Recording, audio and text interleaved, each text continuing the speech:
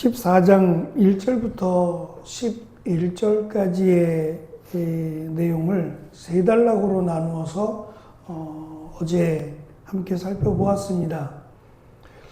오늘 말씀에 특별한 변화가 있다면 먼저는 앞에서 대제사장과 율법학자들이 성전이라고 하는 거룩한 장소에 모여서 어떻게 하면 예수를 죽일까? 명절에는 6월절에는 말자라고 하는 음모를 꾸미고 있었다라는 내용을 살펴보았습니다. 오늘 우리가 읽은 말씀에 큰 변화가 있다면 성전이라고 하는 가장 거룩해야 할 장소에서 가장 부정하다 여길 만한 장소인 문둥병자였던 이 시몬의 집이라고 하는 곳으로 장소가 옮겨진다는 겁니다. 가장 거룩한 장소에서 가장 부정한 장소로 장소가 옮겨진다는 것이고, 또 대제사장 그리고 율법학자라고 하는 거룩한 신분이어야 되는 그 신분에서 문둥병자였던이라고 소개하는 가장 비천한 그리고 구원과는 가장 거리가 멀다고 여겨졌고, 심지어는 하나님의 저주를 받았다라고 여겨졌던 이 문둥병에 걸렸던 시몬이라고 하는 사람의 집으로 그 배경이 옮겨진다는 데 큰 변화가 있습니다.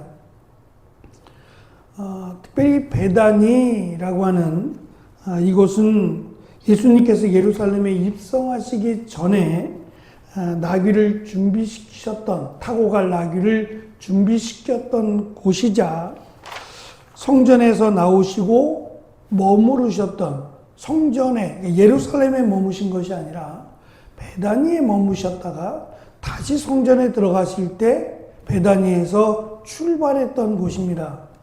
그래서 어쩌면 예수님께서 제자들과 함께 베다니에 머무시고 잠은 베다니에서 주무시고 또 예루살렘 성전으로 들어가시면서 머무셨던 집이라고만 소개하고 있는, 머무셨던 곳이라고만 소개하고 있는데, 오늘 말씀해 보면 문둥병자였는데 예수님으로 말미암아 예수님으로 고침을 받았던 그 시몬의 집은 아닐까라고 하는 그런 암시를 주는 듯 보이기도 하고, 특별히 이 문둥병에 걸렸던 시몬이 예수님과 제자들을 초대해서, 저녁이겠죠, 저녁 식사를 하고 있을 때에 일어난 사건입니다. 보통 식사라고 하는 것은, 특별히 저녁 식사는 그냥 밥이나 한 끼라고 말하지 않습니다. 굉장히 중요한, 특별히 저녁을 함께 먹는다는 것은 소중한 사람을 의미하고, 이것은 이미 초대장을 보내야 될 만큼 굉장히 중요한 그런 그들에게는 예절이었기 때문에 갑자기 일어난 일이 아니라 이미 예고된, 그리고 음식을 준비해 놓은 상황 속에서 예수님과 제자들을 초대한 그런 식사입니다.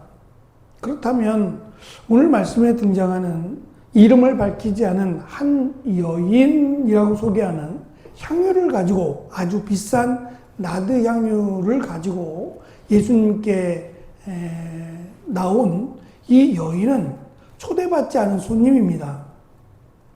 초대받지 않고 식사에 참여한다? 그것도 사실은 굉장한 무례일 수 있어요. 초대받은 사람만 참여할 수 있는데, 초대하지 않았는데도 이 예수님께 나왔다라고 하는 것은, 그 목적이, 이 여인은 식사에 있지 않아요.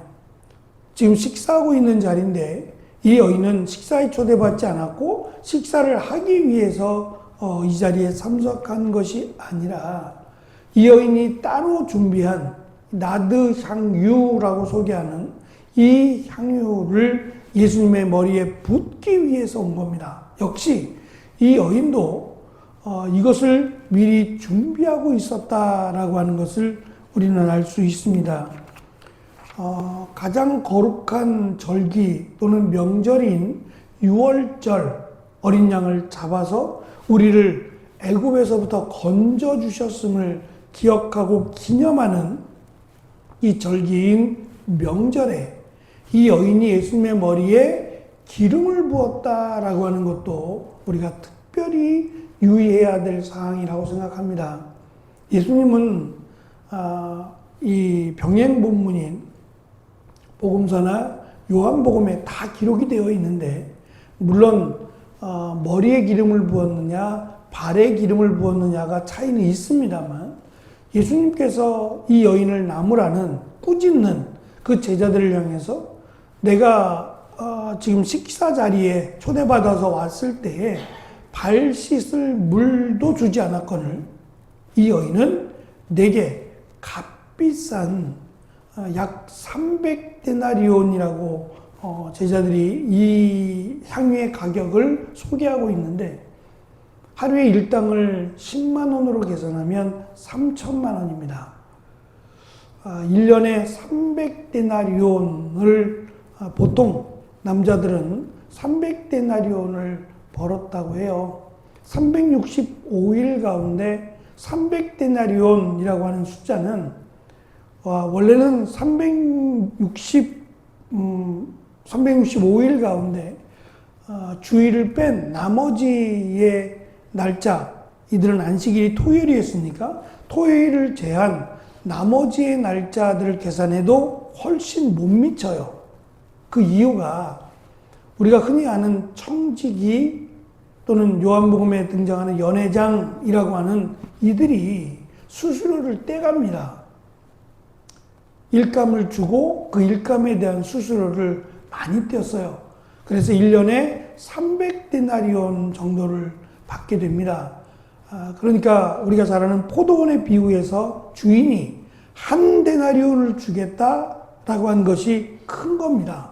수수료를 떼지 않고 한 데나리온 고스란히 주겠다라고 하는 것은 보통 사람들이 수수료를 약 30% 정도를 떼는데 30%까지 더해서 한 데나리온을 주겠다라고 주인이 약속하니까 일꾼이 그것에 만족하고 밭으로 포도원으로 가서 일을 하게 된 거죠. 어쨌든 300데나리온, 1년치에 해당되는 값비싼 나드 향료라고 소개되는 이 향료를 예수님의 머리에 부었다라는 것으로 사건은 전개가 됩니다.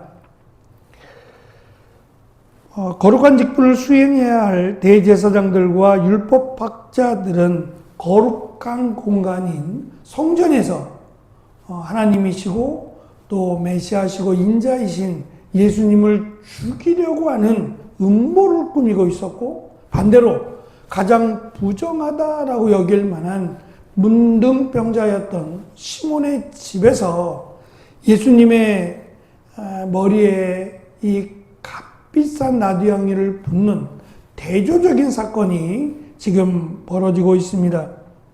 더군다나 이름도 밝히지 않은 이 여인은 자신이 예수님을 향한 사랑과 헌신의 증표로 순전한 향유를 예수님의 머리에 부었어요. 사실 제자들이 화를 내야 될 것은 값비싼 나드 향유가 아니라 머리에 기름을 부었다는 것에 화를 내야 돼요. 무슨 자격으로? 도대체 왜 예수님의 머리에 향유를 부었느냐라고 화를 냈어야 합니다.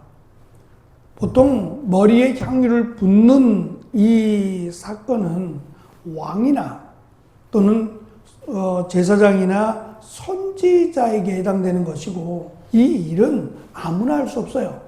더군다나 이 여인, 그냥 이름도 밝히지 않고 여인으로 소개되는 이 여인에 대해서 요한복음은 나사로와 함께 살고 있는 여인 또는 죄인으로 밝히고 있어요. 그 여인이 이 여인이다라고 말할 수는 없지만, 어쨌든 제사장도 아닌 선지자도 아닌 한 여인이 예수님의 머리에, 그것도 지금 예수님을 메시아로 사람들이 메시아가 되어달라고 요청하고 있는 상황 속에서 예수님의 머리에 감히 한 여인이 머리에 기름을 부었다라는 그것으로 인해서 사실은 분노했어야 되는데, 누구도 예수님의 머리에 부었다는 것 때문에 화를 내는 게 아니라 그 비싼 300데나리온이나 되는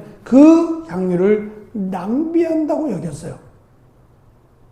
그것을 팔아서 오히려 더 의미 있는 일에 쓰지 왜 그것을 낭비하느냐라고 여인을 꾸짖고 있습니다. 과연 이 여인이 준비한 향유가 나드가 아니라 그냥 일반적인 감람유였다면 제자들은 어떠했을까? 이러한 반응을 아마 일으키지 않았을 겁니다. 결국 이 사건은 이 여인의 헌신, 이 여인이 예수님의 머리에 기름을 부었다라고 하는 것은 예수님을 적어도 메시아로 인정한다라고 하는 의미는 담겨 있어요. 그런데 예수님이 이 땅에 오신 목적이 이 땅의 왕이 아니라 우리의 죄를 대신하여 십자가에 달려 죽으시기 위함이었기 때문에 이 여인의 그 향유를 머리에 부은 이 사건을 내 죽음을 준비했다라고 말씀하시고, 특별히 이 여인의 헌신이라고 할 수 있는 예전에는 옥합이라고 되어 있었는데 쉬운 성경은 병으로 의역을 했습니다. 물론 옥합이라고 하는 말보다는 병이라고 하는 것이 더 맞을지 모르겠어요. 사기로 만든 흙으로 빚은 작은 이 병 또는 화분 비슷한 건데, 이게 그 여인이 옥합을 깨뜨렸다라고 돼 있는데 우리 성경은 열고라고 돼 있어요. 열고 닫을 수 있는 건 아닙니다. 그런 장치는 없고요. 이 여인은 목을 부러뜨려서 한 번에 부은 거예요. 양도 많지 않지만 이것을 한 번에 머리에 부어서 온전한 헌신을 했다라고 하는 면을 예수님이 사실은 칭찬하고 있고, 이렇게 이 여인이 행한 일은 복음이 전파되는 곳마다 함께 이 여인의 행동도 전해져야 될 것이다 라고 하는 극찬을 하셨어요. 비싸기 때문이 아니라 이 여인이 예수님을 향한 그 헌신의 마음 때문에 칭찬하신 거죠. 그리고 특별히 예수님을 죽이려고 하는 거룩한 직책을 받았음에도 예수님을 기쁘시게 하기보다는 오히려 예수님을 대적하고 있는 대제사장과 율법학자들과는 대조적으로 오히려 이름도 밝히지 않은 한 여인이지만 온전히 예수님께 드리고 싶어서 헌신했던 이 온전한 헌신에 대해서 예수님이 제자들에게 또 이 복음이 전해지는 곳마다 이 여인의 이 헌신의 마음을 함께 전해야 한다, 전해질 것이다 라고 칭찬하셨다는 점을 우리는 기억해야 됩니다. 특별히 하나님께 드린 것, 그것이 사라져버릴, 이 여인이 예수님의 머리에 부음으로 사실 이 향유는 사라져버립니다. 그래서 제자들은 그것을 팔아서라고 말할지 모르지만 하나님께서 받으셨다는 거예요. 낭비가 아니라 하나님이 그것을 300데나리온 그 이상의 가치로 받으셨다는데, 우리는 이 하나님이 받으시는 재물, 예물에 대해서 생각을 해야 됩니다. 사람은 어떻게 생각할지 모르겠어요.